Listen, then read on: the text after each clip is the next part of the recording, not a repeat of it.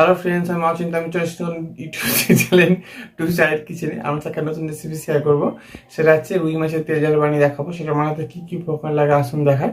তার আগে একটা কথা বলি, আমার চ্যানেলে যে ভিডিও ছাড়া আছে, আমরা যদি ভালো লেগে থাকে অবশ্যই লাইক কমেন্ট ও শেয়ার করবেন। বিশেষ করে শেয়ার করবেন। যদি আমার চ্যানেল নতুন হয়ে থাকেন তাহলে প্লিজ সাবস্ক্রাইব করে দেবেন, যে বেল নোটিফিকেশনটা অল করে দেবেন, যাতে আমার ভিডিও আপনার কাছে আগে পৌঁছায়। তার জন্য রুই মাছের তেল ঝাল রেসিপিটা বানাতে কী কী উপকরণ লাগে আসুন দেখায়।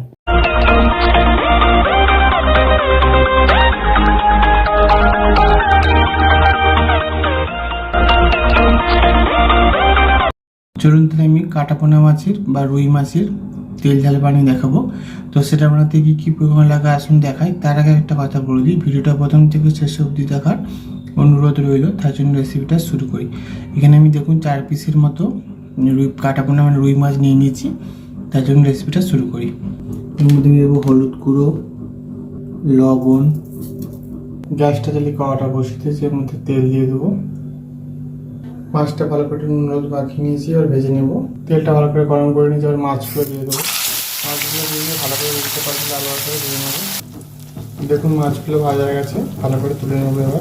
এবার আমি ওই তেলের মধ্যে 4টে কাঁচা লঙ্কা, একটা আলু চিনি করে দিয়েছি, সেটা দিয়ে দেবো।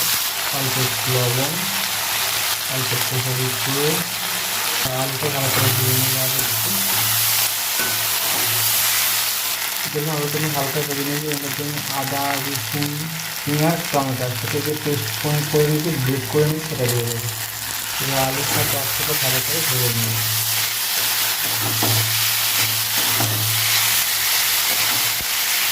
এটা আপনারা আমি রুই মাছের তেল ঝাল বললাম, আপনারা অবশ্যই দেখবেন আলু দিয়ে কেন করছে।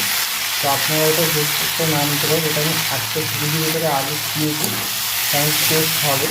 তো আমি বেশিটা আলু দিই, একটা আলু দিই, আমি রুই মাছের তেল ঝাল বানিয়েছি এটা। তো আপনারা আপনাদের মতো করে ব্যবস্থাটা ট্রাই করবেন। ভালো করে তুমি ভেজে নিয়ে দিয়ে অল্প একটু জল দিয়ে দেবে। তারপরে হলুদ গুঁড়ো, লঙ্কার গুঁড়ো, জিরে গুঁড়ো, ধনে গুঁড়ো, সমস্ত মশলা দিয়ে নেড়ে কষে নেবো। আলুটা জল দিয়ে দেবো। জল দিয়ে দিচ্ছি আমি, যেহেতু অল্প একটু জল দিয়েছি, আলুটা সেদ্ধই হয়ে গেছে। তো মাছগুলো দিয়ে আমি একটু হালকা ফুটিয়ে নামিয়ে নেবো। এবার মাছগুলো দিয়ে দেবো। মাছগুলো দিয়েছি, ধনেপাতা কুচিটাও দিয়ে দেবো। মাছ ধনেপাতা কুচি সব দিয়ে দিচ্ছি। এবার আমি এটা ফুটিয়ে একটু জলটা মেরে নেবো, দিয়ে নামিয়ে নেবো। দেখুন এটা হয়ে গেছে।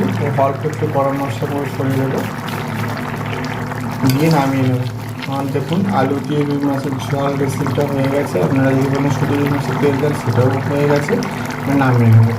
দেখুন আমার রুই মাছের তেল ঝাল রেসিপিটা হয়ে গেছে। এই রেসিপিটা যদি আমাদের ভালো লেগে থাকে অবশ্যই লাইক কমেন্ট ও শেয়ার করবেন, বেশি বেশি করে শেয়ার করবেন। আর প্লিজ সাবস্ক্রাইব করে আমাদের পাশে থাকবেন। চলুন তো দেখাচ্ছি নেক্সট ভিডিওতে। এরকম নিত্য নতুন ভিডিও পাওয়ার জন্য আমাদের চ্যানেলটাকে অবশ্যই সাবস্ক্রাইব করে আমাদের পাশে থাকবেন। চলুন তো দেখাচ্ছি নেক্সট ভিডিওতে। আর আপনারা এইভাবে একবার আলু দিয়ে রুই মাছের তেল ঝাল বানিয়ে দেখবেন, আশা করি ভালো লাগবে। তখন দেখা হচ্ছে নেক্সট ভিডিওতে।